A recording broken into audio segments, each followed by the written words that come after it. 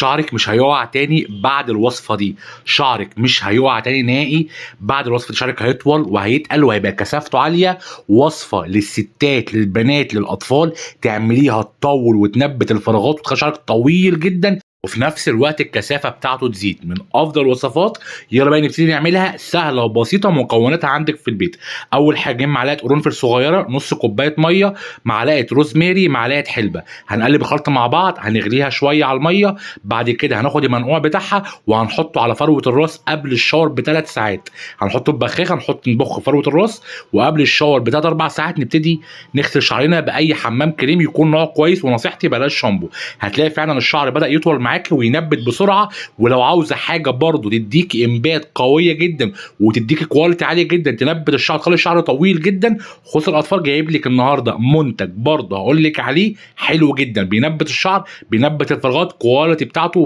فوق الممتازة. تركيبة جيكسي السحرية، التركيبة دي بتنبت الشعر، بتملى الفراغات، بتطوّله، بتعالج كمان الهيشان، من أفضل تركيبات الإنبات المعالجة، نتيجتها حلوة جدًا، نتيجتها بتبان في خلال 20 يوم، 25 يوم. لو أنت عاوز منتج quality بتاعته نضيفة جدًا وسعره مش غالي وسعره يكون رخيص، المنتج ده هاسيب لك لينك الموقع في أول كومنت، خُش اسأل عليه أو خُش اطلبه على طول، بجد منتج كويس وعلى ضمانتي الشخصية، من أفضل الحاجات اللي ممكن تجيبها، بجد كويس جدًا، جدًا، جدًا، وسلام عليكم.